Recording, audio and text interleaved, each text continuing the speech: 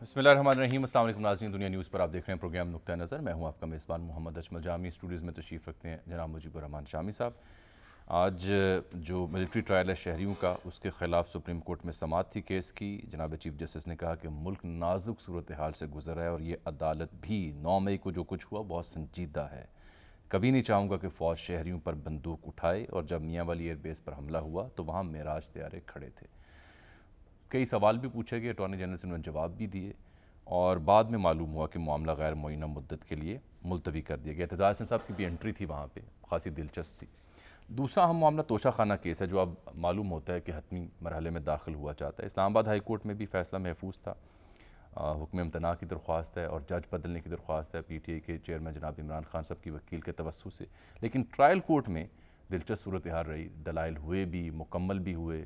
آج ہی فیصلہ محفوظ ہونا تھا، اب اطلاع ہے کہ کل تک یہ معاملہ دونوں جانب جا پڑا ہے۔ ٹرائل کورٹ بھی کل اسلام آباد ہائی کورٹ کا فیصلہ سننے کے بعد کارروائی آگے بڑھائے گی، تو وہاں آج دن بھر کیا ہوتا رہا، اور جو دلائل دیے گئے اس میں یہ بھی رپورٹ کیا گیا کہ انہوں نے کہا کہ ملٹری سیکٹری نے کوئی تحفے بیچے تھے، اور جو ٹیکس کنسلٹنٹ تھا اس نے ٹیکس گوشوارے بھرے تھے، تو انہیں بلایا جائے۔ اور تیسرا، جو طوفانی رفتار سے قانون سازی ہو رہی ہے ایوانوں میں، اس میں آخر سرکار چاہتی کیا ہے؟ بڑے اہم نوعیت کے جو بلز ہیں وہ پاس ہو رہے ہیں، جو آفیشیل سیکرٹ ایکٹ ہے اس پہ اخبارات بھی لکھ رہے ہیں، پارلیمنٹیرینز بھی اس کے خلاف بول رہے ہیں۔ اب وہ قومی اسمبلی سے تو منظور ہو گیا، لیکن سینٹ میں جا پڑا ہے۔ وہاں کیا رکاوٹ ہے؟ اس کی کون سی شقیں ہیں جن کو کالی شقیں کہا جا رہا ہے، اور اس کی ضرورت کیوں محسوس ہو رہی ہے؟ آخر کیوں سرکار یہ بل متعارف کروانا چاہ رہی ہے؟ اس پر تفصیل سے آج بات ہوگی۔ وزیر اعظم بھی آج مخاطب تھے، کہتے ہیں تانا دیا جاتا ہے کہ اسٹیبلشمنٹ کا آدمی ہوں، وہ بھی سنائیں گے آپ کو، اور پھر اعجاز بٹ صاحب بھی چل بسے۔ تو توشہ خانہ سے شروع کر لیتے ہیں کیونکہ اب وہی حتمی مرحلے میں اس سے پہلے آج میں بہت خوش ہوں، اچھا، ماشاءاللہ۔ قومی اسمبلی نے ایک قرارداد منظور کی ہے کون سی؟ کہ گوادر ایئرپورٹ جو ہے نا، ہاں جی، اس کو پاکستان کے جو سابق وزیر اعظم ہیں فیروز خانون صاحب۔ فیروز خانون، ہاں ہاں، ان کے نام سے منسوب کر دیا جائے۔ یہ تو آپ بارہا پروگرام پہ پلیٹ فارم پہ بھی استدعا آواز اٹھاتے رہے۔ اب اس کی دلیل بھی بتائیے نا ناظرین کو کہ کیوں آپ یہ کہتے ہیں۔ دیکھیے سر، فیروز خانون جو پاکستان کے آخری وزیر اعظم تھے، یعنی مارشاء اللہ سے پہلے مارشاء اللہ سے پہلے، انہوں نے یہ گوادر کا جو معاملہ ہے یہ نیگوشیٹ کیا عمان سے، یہ عمان کے پاس تھا، ہاں، سلطنت عمان کے پاس۔ اور اس کے بعد انہوں نے اسے واپس حاصل کیا اور اس کے لیے ادائیگی بھی کی، ایک خریدا،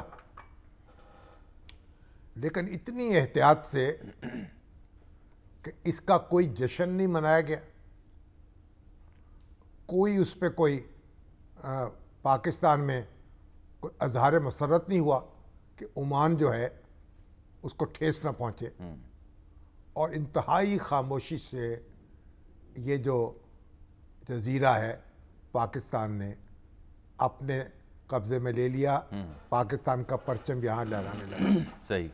اب اس وقت یہ جو اصولاً تو گوادر کو وفاقی علاقہ ہونا چاہیے تھا، پھر جس طرح اسلام آباد ہے فیڈرل ٹیریٹری، فیڈرل ٹیریٹری، یہ جس طرح کراچی تھا جب وہ دارالحکومت تھا، لیکن یہ کیونکہ اس وقت 1 یونٹ تھا، صوبے نہیں تھے، ایک ہی صوبہ تھا مغربی پاکستان، جا اس کا یہ حصہ بن گیا۔ تو جب جنرل یحییٰ خان کے مارشاء اللہ نے 1 یونٹ توڑا جی، تو پھر جو گوادر ہے وہ حصہ بن اس کو بلوچستان کا حصہ بنا دیا گیا۔ اصولی طور پر گوادر جو ہے وہ وفاقی علاقہ ہے کہ وفاق پاکستان نے اس کو حاصل کیا۔ تو ہم کئی بار یہ تجویز پیش کر چکے تھے اس پروگرام سے، ہاں، کہ ایئرپورٹ کا نام ان کے ملک فیروز صاحب کے خانون نام کی پر۔ خدمات کا اعتراف کیا جائے اور یہ ایئرپورٹ جو ہے ان کے نام سے منسوب کیا جائے۔ تو قومی اسمبلی کو یہ توفیق ہوئی، اس نے متفقہ طور پر اتفاق رائے سے قرارداد منظور کی، اور اب یہ گوادر ایئرپورٹ جو ہے ملک فیروز خانون کے نام سے منسوب ہوگا۔ یہ ایک اچھی خبر ہے، خوشی کی خبر ہے۔ ہمیں اپنے محسن جو ہیں ان کو یاد کرنا چاہیے اور یاد رکھنا چاہیے۔ اور ایک بات چھوٹی سی میں اور بھی اس سے جڑی ہوئی کر دوں وہ ذرا افسردہ کر دینے والی ہے. ہمارے جو سابق وزیر اعلیٰ ہیں پنجاب کے منظور احمد وٹو صاحب, ان کی طبیعت خراب ہے, میرا خیال ہے ہسپتال میں داخل ہیں, شاید چند روز میں بیرون ملک بھی جائیں گے. تو ان کی صحت یابی کے لیے بھی دعا کریں. ہمارے جو ناظرین ہیں اللہ تعالیٰ ان کو صحت یاب کرے. ان کی بھی اپنی ایک شخصیت ہے اور اپنی اٹھان ہے, اور انہوں نے اپنے طور پر اس صوبے کو بہت کچھ دیا ہے. ان کے اچھے کاموں کو ہم یاد رکھیں گے. آ جاتے ہیں جی توشہ خانہ حتمی مرحلے میں داخل ہو رہا ہے. حسیب ملک صاحب مسلسل سے کور کر رہے ہیں, ہمارے نمائندے خصوصی ہیں. حسیب اب یہ ٹرائل کورٹ میں کیس کہاں پہنچا ہے؟ اسلام آباد ہائی کورٹ نے فیصلہ محفوظ کیا, بیک وقت سپریم کورٹ میں بھی نوک کیا جا رہا ہے. تو ریئل سٹینڈنگ کیا ہے اس کیس کی رائٹ ناؤ جب آپ رپورٹ کر رہے ہیں ناظرین کے لیے؟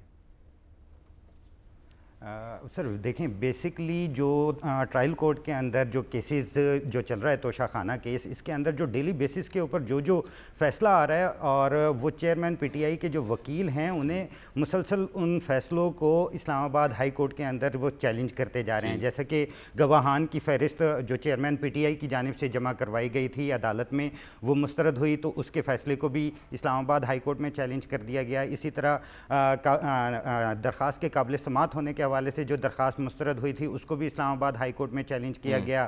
جج کے اوپر عدم اعتماد سے متعلق جو درخواست تھی اس کو بھی ہائی کورٹ کے اندر چیلنج کیا گیا. تو اس طرح سے ہم دیکھ رہے ہیں کہ توشہ خانہ جو فوجداری کارروائی کا جو کیس ہے وہ شروع سے جیسے سٹارٹ ہوا ہے اس کے اندر جو فیصلہ آیا ہے چیئرمین پی ٹی آئی کے خلاف, وہ فیصلے کو اسلام آباد ہائی کورٹ میں چیلنج کیا. اس وقت اسلام آباد ہائی کورٹ نے کل فیصلہ کرنا ہے درخواستوں پر کہ کیا یہ دائرہ سماعت اس عدالت کا ہے یا نہیں ہے. یہ درست ہے؟ جی بالکل, وہی جو متفرق درخواستیں ہیں ان میں ایک درخواست یہ بھی ہے کہ دائرہ اختیار بنتا ہے یا نہیں بنتا, اور اس کے ساتھ ساتھ جو جج کے اوپر عدم اعتماد کیا ہے اس کے اوپر بھی فیصلہ محفوظ کیا گیا ہے. اور جو ایک اور امپورٹنٹ جو درخواست ہے وہ گواہان کی جو فہرست جمع کروائی گئی تھی گزشتہ روز چیئرمین پی ٹی آئی کے وکیل بیرسٹر گوہر کی جانب سے, اور گواہان کی عدم دستیابی کے باعث اس کو مسترد کر دیا گیا تھا, اس کو بھی اسلام آباد ہائی کورٹ میں پی ٹی آئی وکلا کی جانب سے چیلنج کیا گیا تھا. تو اس کے اوپر بھی فیصلہ محفوظ ہے, اور یہ محفوظ شدہ فیصلہ اب کل سنایا جائے گا. اور اگر آج کی کارروائی کے حوالے سے بات کریں تو نہیں پہلے اگر یہ درخواستیں منظور کر لی گئیں تو پھر معاملہ اثر نو شروع ہوگا, اثر نو سماعت ہوگی. اور اگر یہ درخواستیں مسترد ہو گئیں تو پھر کل جو عدالت ہے زیریں عدالت وہ اپنا فیصلہ سنائے گی. جی بالکل یہی ہے, اور آج بلکہ اسلام آباد ہائی کورٹ کی طرف سے یہ ڈائریکشن بھی دی گئی تھی کہ جو ہے ابھی فیصلہ محفوظ نہ کیا جائے, کیونکہ آج ٹرائل کورٹ کے اندر بیسک عدالت نے حتمی دلائل کے لیے فریقین کو طلب کر رکھا تھا. اور یہی وجہ ہے کیونکہ اسلام آباد ہائی کورٹ کے اندر متفرق درخواستیں پینڈنگ ہیں. اس کے اندر یہ ہے کہ اگر درخواستیں ایکسیپٹ ہوتی ہیں تو پھر ظاہر ہے ٹرائل کورٹ کے اندر فیصلہ جو ہے وہ پینڈنگ میں چلا جائے گا, اور اگر پی ٹی آئی کی جو درخواستیں ہیں وہ مسترد ہوتی ہیں تو ظاہر ہے توشہ خانہ جو کیس ہے وہ حتمی مراحل میں ہے, اس کے اوپر حتمی دلائل دیے جائیں گے اور اس کے بعد فیصلہ محفوظ کر لیا جائے گا. تو اوورآل جو ابھی دلائل دیے جانے ہیں یا آج دلائل مکمل ہو گئے؟ سر آج شامی صاحب آج دلائل مکمل نہیں ہوئے, کیونکہ جو چیئرمین پی ٹی آئی کے وکیل تھے خواجہ حارث وہ صبح سے ہی اسلام آباد ہائی کورٹ کے اندر موجود تھے. سماعت کا آغاز جو ہے وہ 11 بجے ہوا تھا, اور ان کے معاون وکیل عدالت میں پیش ہوئے اور ان کی جانب سے یہ موقف اختیار کیا گیا کیونکہ خواجہ حارث سینئر کونسل ہیں اور وہ اسلام آباد ہائی کورٹ کے اندر مصروف ہیں, تو عدالت جو ہے سماعت میں وقفہ کرے. تو ان کی استدعا منظور بھی کی گئی اور 12:30 بجے تک ملتوی کیا گیا. 12:30 سے پھر 1:30 بجے تک سماعت کو ملتوی کیا گیا. تو اسی سلسلے میں کیونکہ اسلام آباد ہائی کورٹ کے اندر خواجہ حارث تھے وہ ٹرائل کورٹ میں نہیں آ سکے, اس وجہ سے آج حتمی دلائل نہیں ہو سکے. تو عدالت نے تقریباً 4 بجے تک ویٹ کیا اور آمنہ علی ایک جونیئر تھیں وکیل پی ٹی آئی کی طرف سے، وہ عدالت میں پیش ہوئی تھیں اور ان کی جانب سے یہ موقف اختیار کیا گیا تھا کیونکہ اسلام آباد ہائی کورٹ کے اندر جو درخواستیں ہیں اس کے اوپر فیصلہ محفوظ ہو چکا ہے، تو عدالت تھوڑا سا وقت دے کہ ادھر سے فیصلہ سنا دیا جائے، تو اس کے بعد جو ہے خواجہ حارث ادھر پیش ہوں گے اور جو بھی فیصلہ ہوگا اس کے مطابق جو ہے اگلا سٹیپ اٹھایا جائے گا۔ تو عدالت نے پھر کل صبح 8:30 بجے تک سماعت کو ملتوی کیا ہے اور آج حتمی دلائل نہیں ہو سکے کیونکہ خواجہ حارث تھے نہیں، الیکشن کمیشن کے جو وکیل یہ بتائیں کہ یہ جو نقطہ رپورٹ ہو رہا ہے کہ جی ٹیکس گوشوارے چونکہ ٹیکس کنسلٹنٹ نے پیش کیے تو اسے بلائیں یا ملٹری سیکٹر، یہ آج زیر بحث آیا ہے، کیا کہنا تھا اس پہ کورٹ کا؟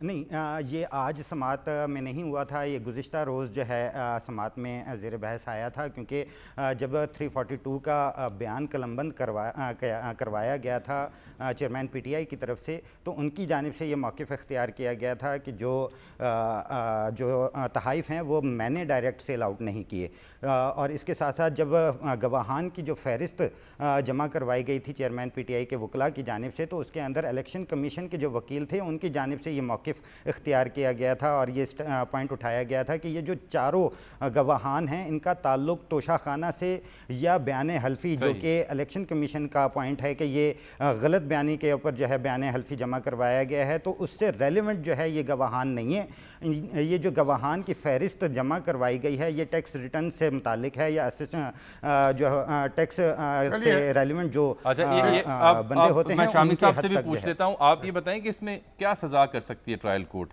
جرمانہ کر سکتی ہے، نااہل تو غالباً نہیں کر سکتی۔ اس کے نتیجے میں نااہل ہو جائے گا نا، جب آپ صادق اور امین نہیں رہے، اگر آپ کو خیانت مجرمانہ کے ضمن میں سزا ہوتی ہے تو اس کے نتیجے میں آپ نااہل ہو جائیں گے، یہ ہے نا۔ ٹھیک، اور کتنی سزا ہو سکتی ہے اس میں حسیب؟ اچھا، اس میں بیسک جو ہے زیادہ سے زیادہ جو سزا ہے وہ 3 سال ہے اور 1 لاکھ تک کا جرمانہ کیا جا سکتا ہے۔ تو یہ اب ظاہر ہے عدالت کے پاس اختیار ہے کہ وہ کتنی سزا دیتی ہے اس سینیریو کے اندر۔ اصل بات یہ ہے کہ مجرم ڈکلیئر کرتی ہے یا نہیں کرتی عدالت، ٹرائل کورٹ۔ سزا جو ہے وہ کم ہو یا زیادہ ہو یہ میٹر نہیں کرتی، اگر وہ تا برخاست عدالت میں سزا دے دے اور یہ کہے کہ انہوں نے خیانت کا ارتکاب کیا ہے تو اس کے اپنے اثرات ہوں گے، لیکن بہرحال اب یہ مقدمہ جو ہے اب آخری مرحلے میں پہنچ گیا ہے۔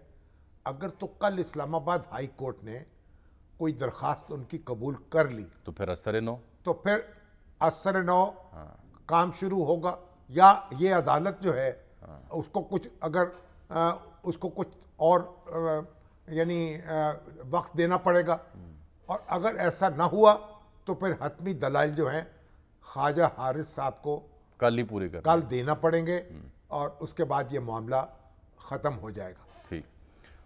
تو یہ تو کوشش تو یہ رہی ہے نا پوری، جو دفاع کے وکیل ہیں یا صفائی کے وکیل ہیں ان کی، کہ یہ مقدمہ جو ہے وہ چلنے نہ پائے، تاخیر ہو جائے جتنی ہو سکتی۔ زرداری فارمولہ اب وہ حق نہیں ہے، کافی حد تک تو اس میں کامیابی ہوئی ہے، لیکن اب معاملہ ایک آخری مرحلے پر پہنچ گیا ہے۔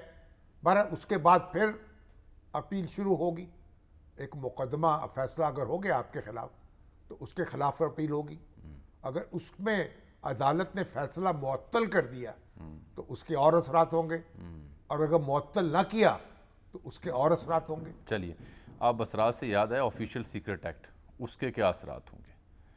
کیونکہ یہ طوفانی انداز میں قانون سازی کی جا رہی ہے، 52 سے زائد تو کل 2 روز میں ہوئے تھے، اب یہ تو جا کے سینٹ میں پینڈنگ ہو گیا نا، کئی اعتراضات آئے ہیں۔ یہ اصل سوال جو اٹھایا نہیں جا رہا تھا وہ یہ کہ کیا اس کی جو شکیں ڈسکس ہو رہی ہیں بغیر وارنٹ کے کسی گرفتاری ہو سکے گی؟ جو انٹیلیجنس ادارے ہیں اسے انتہائی امپاور کیا گیا ہے without warrant of the court, تو وہ کیوں رکھی گئی ہے، کس کے لیے رکھی گئی ہے؟ ایک عام فہم تاثر جب یہ آفیشیل سیکرٹ ایکٹ کے مدرجات کچھ سامنے آئے تو یہ بنا کہ شاید کسی خاص جماعت کو ٹارگٹ کرنا ہے، لیکن آج عدیل بڑائی صاحب ہمارے بیورو چیف ہیں، وہ اس پہ کام بھی کر رہے تھے، ان سے میری بات ہو رہی تھی، ان کو زحمت بھی ہم نے دی ہے، تو وہ بتا رہے تھے کہ اس میں تو 100 سال سے کوئی نئی ترمیم آئی ہی نہیں، 100 سال پرانا قانون ہے، لیکن اصل بات کیا ہے، جب قانون سازی ہوتی ہے نا پھر آپ اس میں ہوم ورک کرتے ہیں, پارلیمانی پارٹیز کو آپ کانفیڈنس میں لیتے ہیں, کمیٹیوں میں معاملہ جاتا ہے, کمیٹی جاتا ہے, اب قومی اسمبلی میں تو وہ پاس ہو گیا, وہ وہاں پاس ہو گیا. اب جو سینٹ ہے اس میں تو بیٹھے ہوئے ہیں بابے, جی, اور وہ بھی ایسے ہیں جو سود و زیاں سے بے نیاز ہیں, بے نیاز, ٹھیک ہے نا. اب عمر کے ایسے مرحلے میں ہیں کہ اب تو ان کو کوئی یعنی شجر سے وابستہ رہنے کی ضرورت نہیں ہے. تو اب وہاں عرفان صدیقی صاحب, پھر وہاں ہمارے رضا ربانی صاحب, اور اس طرز کے دوسرے حضرات, اور وہ یعنی آپ کے وہ کیا ہیں جو وکیل ہیں مرتضیٰ جے یو ایف اے والے ہیں, ہاں ٹھیک, وہ بیٹھے ہیں, پھر وہ مشتاق احمد خان جماعت اسلامی. تو اب یہ سارے بابے جو ہیں انہوں نے ہنگامہ کر دیا. تو اور ان کا کام کیا, کیوں ہنگامہ کیا؟ دیکھیں اب ہوتا یہ ہے کہ جو پارلیمانی پارٹی ہے اس کو آپ اعتماد میں تو لیتے ہیں نا, اسے ڈسکس کرتے ہیں, تو انہوں نے سمجھا ٹیکن فار گرانٹیڈ ہے. تو اب وہ جو بھی دلیل ہو, مجھے یہ سمجھ نہیں آ رہی کہ اس قدر جلدی کا کی ہے, جلدی یہ ہے کہ حکومت طوفانی انداز میں 15 ماہ تو ہو گئے حکومت آپ کرتے تو ہوئے, لیجسلیٹ کر رہے ہیں کیونکہ حکومت ختم ہونے والی ہے, اسمبلی ختم ہونے والی ہے, وگرنہ یہ ساری باتیں دھری کی دھری رہ جائیں گی. تو ابھی تو آپ دیکھیے وہ جو یونیورسٹیاں جو ہیں پرائیویٹ ہیں ان کے بلوں پہ ہنگامہ ہو گیا. بالکل ہونا میں تو یہ سمجھتا ہوں کہ کوئی یونیورسٹی, اب کوئی پرائیویٹ لمیٹڈ کمپنی اس کو بنانی نہیں چاہیے, ٹرسٹ ہو جو یونیورسٹی بنائے. اس سے کیا حکمت ہے؟ اس میں یہ ہے کہ تاکہ جو بھی اس کی آمدن ہو وہ ٹرسٹ کو وہ جائے, ٹرسٹ میں رہے اور انہی مقصد کے لیے آپ استعمال کہہ رہے ہیں کمرشل ایلیمنٹ ختم, کمرشل ایلیمنٹ ختم ہو جائے. اس سے پھر جو لوگ یونیورسٹی بنانا چاہتے ہیں وہ کار خیر کے طور پر بنائیں اور اس میں پھر گرو کرے. وہ عدیل وڑائی صاحب بہت شکریہ. یہ کیوں اس کی ضرورت محسوس ہوئی مگر یہ جو اب دیکھیے اس میں ہوا کیا سر, یہ تو بحث ختم ہو گئی کیا کہ اس میں کیا اچھائی ہے کیا برائی ہے. وہ تو یہاں تو اب حال یہ ہے کہ جو پیمرا کا بل جس پہ بڑی مشاورت کی گئی ہے ہماری تنظیموں سے جو میڈیا کی ہیں, پی بی ایس سے, اے پی این ایس سے, سی پی این ای سے, اس کے بارے میں بھی ہنگامہ اٹھ گیا. تو اب مسئلہ یہ ہے کہ یہ اس پہ تو غور و خوض کا موقع نہیں ملا, کچھ شکوائز پڑے اس کو, ہنگامہ ہو گیا. اعتزاز آسن صاحب نے کہا انتظامیہ کو اتنا ایمپاور نہ کریں کہ وہ جس کی چاہے گردن ماپ لے. یہی تو اعتراض تھا. بس اعتزاز آسن صاحب تو آج وہاں مخاطب ہوئے ملٹری کورٹ والے کیس میں, انہوں نے کہا جس میں ترمیم پر از خود نوٹس لیں. تو جناب چیف جسٹس نے یہ فرمایا کہ یہ اخبار سے علم ہوا ہے, اور خوشی کی بات یہ ہے کہ سینٹ میں جا کے رک گیا ہے, اور آج خود نوٹس نہیں لے سکتے کیونکہ یہ ایک لارجر بینچ کا فیصلہ ہے. انتہائی نامعقول بات ہے یہ کہ آج خود نوٹس لے لیں. ابھی نہ بل پاس نہیں ہوا, مطلب ہمارے جو اچھے خاصے سینئر دوست ہیں وہ بھی سٹھیا گئے ہیں. عدیل کیا ضرورت پیش آئی ہے اس کو متعارف کروانے کی, اور کیوں یہ ہے مسئلہ کیا ہے؟ ہاں جامی صاحب, اگر آپ جو 100 سال پرانا قانون ہے اگر اس کو دیکھیں وہ کل 12 صفحات پر مشتمل ہے, اور جو وزارت قانون سے ہماری بات ہوئی ہے وہ یہ کہہ رہے ہیں کہ وہ جو 100 سال پہلے قانون بنا تھا وہ جن ممالک کے قانون کے پیٹرن پہ بنا تھا انہوں نے کئی برس قبل اپنے جو قوانین ہیں اس میں ترمیم کی. آج کل جدید جو ٹیکنالوجی استعمال ہو رہی ہے جس میں حساس دستاویزات لیک ہو سکتی ہیں, جس میں جو جاسوسی کی جو جدید ترین ٹیکنیکس نئی ٹیکنالوجی استعمال ہو رہی ہے, اس کو دیکھتے ہوئے ہمارے ملک میں ایسا کوئی قانون ہی نہیں ہے جو اس طرح کی سچویشن کو ہینڈل کر سکے. اور اس میں جو نئی شکیں جو شامل کی گئی ہیں اس کا مقصد صرف جو عصر حاضر کے جو جدید ترین چیلنجز ہیں, ٹیکنالوجیز کا استعمال ہے, اور جو وارفیئر کے حوالے سے جو ایمونیشن ہیں ان کی نئی جو اس وقت جو تقاضے ہیں تو وہ چیزیں قانون میں موجود نہیں تھی, اس کو اپڈیٹ کیا گیا ہے. اس کا کسی بھی ریسنٹ واقعے اور خاص طور پہ 9 مئی کے واقعے سے نہ تو کوئی تعلق ہے اور نہ اس کا کسی عام آدمی سے کوئی تعلق ہے. اس کا تعلق صرف جو حساس معلومات ہیں جن کا تعلق ملک کی سلامتی سے ہے وہ لیک کرنے والوں سے ہے. اور اس میں جو اختیارات ہیں وہ ایف آئی اے کے پاس ہی ہے گرفتاری کے حوالے سے. اس میں یہ نہیں ہے کہ کوئی انٹیلیجنس ایجنسیز کو کوئی اتنا زیادہ کوئی امپاور کر دیا گیا ہے. اس میں جو گرفتاری ہے مگر عدیل صاحب ایف آئی اے کون سی زمزم کی دھلی ہوئی ہے؟ ایف آئی اے تو براہ راست باقی حکومت کے ماتحت ہے. مگر بات یہ ہے کہ اس میں پھر بحث ہوتی, دلائل پیش کرتے وزیر قانون मुखालफों की बात सुनते लोगों को बात समझ में आती, तो इसमें जल्दी क्या थी फिर? ये बात आपकी शामी साहब दुरुस्त है कि जो एक तरीका होता है, जो कायमा कमेटी में जो उसको रेफर किया जाता है, उस पे कमेटियों में डिबेट होती है, लेजिस्लेशन का एक जो रूटीन का तरीकाकार है, लेकिन उसमें वज़ारत कानून वजाहत इसलिए कर रही है कि इस पे प्रोपेगेंडा ये शुरू कर दिया गया कि शायद किसी एक जमात को टारगेट करने के लिए किया गया। ऐसा नहीं है, ये बात आपकी शामी साहब बिल्कुल दुरुस्त है। मगर सवाल ये है, इसमें 100 साल तो सोते रहे आप और हड़बड़ा कर उठे और कहा कि 100 सेकंड में काम हो जाए। और अब चूंकि असेंबली की मुद्दत खत्म हो रही है और आगे लेजिस्लेशन के हवाले से और इस वक्त जो दरपेश चैलेंजेस अगर हैं, 100 साल काम के हवाले से अगर 100 साल काम चल गया है तरमीमों के साथ, तो आप कह रहे हैं अभी भी चल जाता, तो 1 साल और चल जाए, 1 महीना और चल जाए, 4 महीने और चल जाए, तो हंगामा क्या है? लेकिन अब तो शामी साहब ये रेफर हो गया, चूंकि कायमा कमेटी के सुपुर्द हो गया, ये अपने अब वो उस प्रोसेस को कंप्लीट करेगा।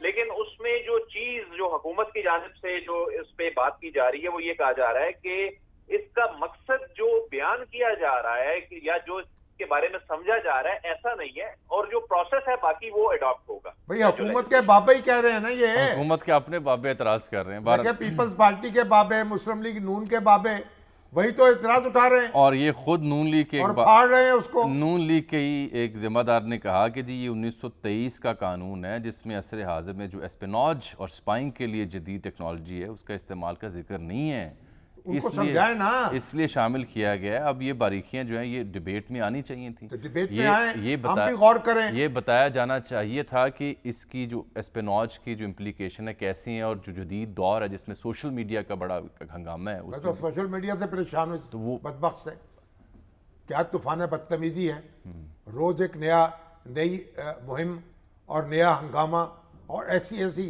मुगल्लज़ात जिसकी हद नहीं। मैं तो क्या कहूँ, मैं आपको शर्म आती। वो तो इस्लाह से, तरबियत से, शऊर से के बारे में रोका जा सकता है, पाबंदियों से तो रुकने वाला नहीं है। नहीं, इनको तो डंडे मारे जाए, 76 मारने चाहिए। कैसे मारे कर रहे हैं आप? कोई ये जब सोशल मीडिया की बात होती है ना, मेन स्ट्रीम मीडिया उसका मुहाफिज बन के खड़ा हो जाता है। मेन स्ट्रीम मीडिया क्या करे फिर? क्या करे? चुप रहे। उनकी तरबियत, खामोश हो। जो नौजवान या जो नस्ल सोशल मीडिया का गलत इस्तेमाल करती है उसके जिम्मेदार मैं और आप तो होंगे ही, लेकिन हम उनकी तरबियत कैसे कर सकते हैं? तरबियत कैसे कर? जुत्ती मार के? ये तरबियत सियासतदानों ने की हुई है, ज़ाब्ता होना चाहिए। ये किसने की है? जिसके मैं वीडियो सुन रहा हूं। आपकी बात बिल्कुल ठीक है, मैं इमरान खान साहब की फैमिली के बारे में बिल्कुल ठीक बात, उनके अहले खाना के बारे में 100% दुरुस्त बात है। इतनी घटिया मैंने वीडियो सुनी है, मैं कांप गया हूं। बिल्कुल ठीक बात है। क्यों नहीं आ जाती? नौजवानों को सियासी तौर पर ये सब करने का जिम्मेदार कौन है? सियासी क़यादत है, मैं और आप नहीं है। ये बदतमीज पता नहीं कहां से आ गए सर। सियासी क़यादतों ने जलसे जुलूसों में बदमाशी करेंगे, जितना झूठा प्रोपेगेंडा करेंगे उतनी व्यूअरशिप बढ़ेगी, पैसे लेंगे, कमाएंगे यूट्यूब से। ये बाय प्रोडक्ट है उस सिलसिले की। मैं नहीं मानता कोई वजह। सर पहले जो कुछ भी हो, ठीक कह रहे हैं, मैं तो इस हद तक जाऊंगा कि जिस तरह चाइना ने ईरान ने डील किया है उस तरह डील करे। तो फिर जमहूरियत बंद कर देते हैं। ये जमहूरियत है? जमहूरियत बंद गाली देने का नाम है जमहूरियत। मैं आपसे उसकी बुनियादी वजह का जिक्र कर रहा हूं। हद हो गई यार कि ये डॉलर या क्लिक्स या यूट्यूब की अर्निंग बाय प्रोडक्ट है। पहले तो आप उसका एहसास कीजिए ना, जब जलसे जुलूसों में हमारी सियासी क़यादतों ने मुखालिफिन के नाम बिगाड़े, उन पर इल्ज़ाम लगाए और फिर उनके चाहने वालों ने सोशल मीडिया ट्रेंड बनाना शुरू किए। इसका मतलब ये है कि दुनिया उनके कपड़े उतार दे। फिर नहीं, मकसद ये है कि सियासी झूठी तोहमतें लगाएं, सियासी क़यादत उनके खानदानों में कीड़े डाल दें। हरगिज़ नहीं, सियासी क़यादत जिस दिन अपने चाहने वालों को मुखातिब मेरे नाम से मंसूब एक फेक चीज चल रही है आपका नवाज शरीफ साहब और उनके बच्चों के खिलाफ। आपका अलमिया दुरुस्त है, मैं तरदीद कर करके आजिज़ आ गया हूं। क्यों नहीं खत्म हो रहा वो सिलसिला? नहीं खत्म हो रहा, इसलिए नहीं हो रहा कि जिस दिन सियासी क़यादत किसी सियासी जमात की अपने चाहने वालों की इस्लाह करेगी तब उन्हें होश आएगी। इस्लाह करने सियासी क़यादत चाहती है कि प्रोपेगेंडा चाहिए, कानून बिल्कुल लगाएं, तोड़ा जाए इन लोगों बिल्कुल लगाएं, जुबान कहती है। लेकिन एक सवाल के साथ ब्रेक में ले लेता हूं कि क्या हमारे मुल्क की हर सियासी क़यादत ये नहीं चाहती कि उसके हक में उसके चाहने वाले प्रोपेगेंडा करें, उसके मुखालिफिन के खिलाफ प्रोपेगेंडा यार? सर ये मैं आप डिजिटल मीडिया सेल बने हुए हैं। लफ्ज बना के अच्छे अच्छे लफ्ज देते हैं। प्रोपेगंडे का तो एक लफ्ज ही बहुत कम हो गया। ये तो बदतमीजी का तूफान, गाली गलोच, हंगामा। मैं उसका बिल्कुल दिफा नहीं कर रहा। आप कमाल कर रहे हैं। मैं दिफा नहीं कर रहा। आप लोग पता नहीं इस मुल्क के साथ क्या करेंगे, मैं बिल्कुल खिलवाड़ करेंगे। मैं बिल्कुल दिफा नहीं कर रहा। मैं सिर्फ ये कह रहा हूं कि जिनकी असल जिम्मेदारी, उनका जिक्र क्यों नहीं क्या करते? करें वो? सियासी क़यादत। कानून कहाँ पे? कानून की क्या जरूरत है? कानून फिर रियासत की क्या जरूरत है? पकड़े कानून, फिर सियासी हत्या इज्जत की क्या जरूरत है? तो आपकी रियासत ने उन सियासी रहनुमाओं को तब क्यों ना पकड़ा, भाई, जब वो जलसों में जब कार्रवाई इज्जतें होती उछाल है रहे थे। मेन स्ट्रीम में क्या आप मेन स्ट्रीम मीडिया के लोग मुहाफिज बन के खड़े हो जाते हैं। वो कह रहे हैं कि जी प्रोग्राम बंद कर देंगे, ब्रेक ले लें, एक ब्रेक।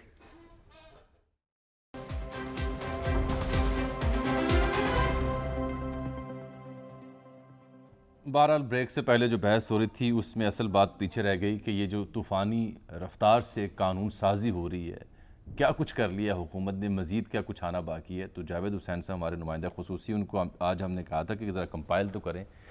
जावेद, ये पिछले 2-4 दिनों में कितने को बिल भेजे हैं कौमी असम्बली में सरकार ने? जी देखें, गुज़िश्ता 5 रोज़ की अगर बात की जाए तो 5 रोज़ में मजमूई तौर पर जो आज भी 8 बिल जो है वो मंजूर किए गए कौमी असम्बली से, और मजमूई तौर पर इनकी तादाद जो है वो 5 रोज़ में 62 हो गई है। 62 और ये बिल्स जो हैं वो कौमी असम्बली में पेश किए गए और 62 बिल जो हैं वो पेश करने के साथ साथ इन्हें पास भी किया गया। और सेनेट में, और इसमें ज़्यादातर बिल्स बताएं। इसमें ज़्यादातर बिल्स जो हैं वो यूनिवर्सिटीज़ के क़याम के हवाले से और तालीमी इंस्टीट्यूशंस के क़याम के हवाले से प्राइवेट बिल है ना, जिनकी तादाद तकरीबन 38 के, जी वो प्राइवेट बिल है, उनकी भी मंजूरी इसमें शामिल है जी। और इसके साथ साथ तकरीबन 12 के करीब 1 दर्जन से ज़ायद ऐसे बिल्स हैं जो कि अहम लेजिस्लेशन जिसमें पेश की गई और उसकी मंजूरी ली गई है। अभी वो बिल्स जो हैं वो सेनेट में जाएंगे, वहाँ से उसकी मंजूरी होना बाकी है, जिसमें आर्मी एक्ट अमेंडमेंट बिल है और ऑफिशियल सीक्रेट एक्ट जो बिल है 2023 वो शामिल है। इसी तरह से सेनेट में एक बिल लाया गया था हुकूमत की जानिब से जो इंसदादे तदारक इंतहा पसंदी था, लेकिन उसका रास्ता वहीं पर रोक दिया गया और इत्तेहादी जमातों ने भी उसकी मुखालिफत की थी, जिस पर चेयरमैन सेनेट ने उसे ड्रॉप कर दिया था। इसके साथ साथ जो नेशनल असम्बली में बोर्ड ऑफ इन्वेस्टमेंट का इंतहाई अहम बिल था, जिसमें जो सरमायाकारी कौंसल कायम की गई है उसको सरमायाकारी बोर्ड का हिस्सा बनाया गया है, वो उसको मंजूर किया गया है। इसी तरह से पैमरा तरमीमी जो बिल था 2023 वो मंजूर कर लिया गया। जावेद, ये शामी साहब में कहाँ ब्रेक लगी है? कौन से बिल हैं जो सेनेट में रुक गए?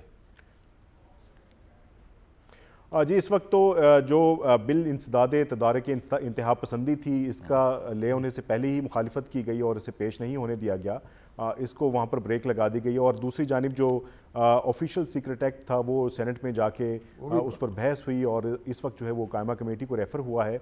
इसी के साथ साथ जो प्राइवेट मेंबर्स डे पर जो पेश किए गए तालीमी इदारों की बिल्स हैं उस पर भी अब जो सेनेटर्स हैं वो यकजुबान होकर ये कह रहे हैं कि इतनी तादाद में यूनिवर्सिटीज़ और इदारों का क़याम अमल में लाना मुनासिब नहीं।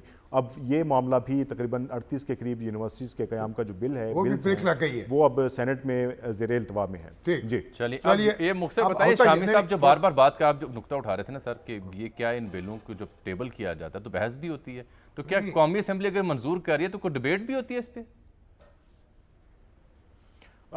जी इस हवाले से कौमी असम्बली के अंदर कोई ख़ास अपोजिशन का सामना नहीं है। हुकूमती जो बिल्स पेश हो रहे हैं और अभी तो जो लेजिस्लेशन जिस तरीके से हो रही है उसमें बिल पेश किया जाता है, फ़ौरन उसकी क्लॉजेस पढ़ के उसको मंजूर कर दिया जाता है। अब ठीक है, मगर 38 बिल तो प्राइवेट में बिल हैं जो यूनिवर्सिटियों के क़याम के हैं।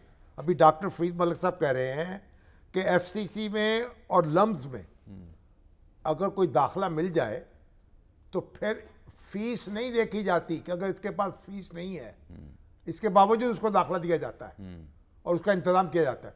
और ये पंजाब ग्रुप जो है कॉलेजेस का और यूनिवर्सिटी ऑफ सेंट्रल पंजाब, उसमें भी एक ख़ास नंबर लेने वाले जो हैं जो उनकी फीस माफ होती है, हौसला अफजाई भी की। हाँ जी, आला नंबर लेने वाले उनकी फीस माफ कर दी जितने ज्यादा नंबर है उतनी ज्यादा आपको डिस्काउंट मिलता है। बिल्कुल ठीक कह रहे हैं। तो कोई कायदा ज़ाब्ता बनाना चाहिए ना।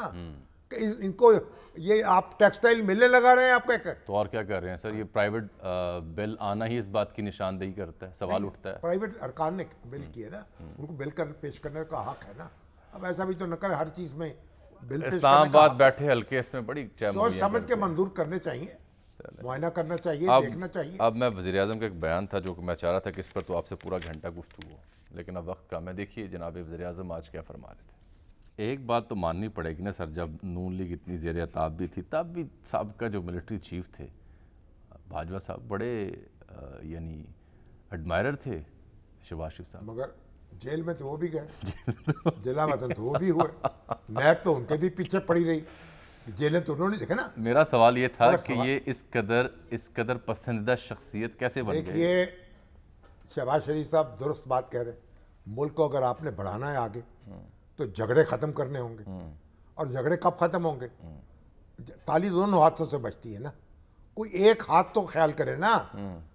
अब हमारी फौजी जो हैं वो क्या कहना चाहिए, क़यादत, उसको भी ख्याल करना चाहिए कि सबॉर्डिनेट पोजीशन है उनकी, तो ख्याल किया तो है। और सियासी क्या अब जिस मरहले पर हम आ गए हैं, मैं तो दिल इतना दुखा हुआ है और मैं इतना अफसरदा होता हूँ बाद औक़ात। अब मैं नुक्ते निकालना नहीं चाहता, खुदा के लिए हाथ में हाथ डाल के ना, मैं चाहता हूँ कि इमरान खान का हाथ भी पड़ जाए, नवाज शरीफ का हाथ भी हो, और आसम मुनीर साहब का भी हो, मुल्क को आगे बढ़ाए खुदा के लिए। ये आपकी दुआ और ख्वाहिश तो बहुत उम्दा तो है। मुल्क जो है ना, ऐसा हो। अब धींगा मुश्ती का मुतहम्मल नहीं हो सकता। बहुत हमने खिलवाड़ कर लिए, बहुत हंगामा उठा लिया, वो बात बहुत नुकसान कर सर, लिया। ये सब करने के लिए बसीरत और हिकमत कहाँ से आएगी? सियासी क़यादत वो तो से। फिर अब शहबाज शरीफ में तो सियासी- कह रहे हैं ना, सियासी वो बागे क़यादत- दोहल कह रहे हैं, डर नहीं रहे, जो मर्जी आप कहें उनको, वो कहते हैं भाई हम तो मिलके चलेंगे। बिल्कुल ठीक देखें है। कितने तूफानी काम किया वक्त खत्म हो गया सर। कितने काम किए। एक ब्रेक नाज़रीन आप।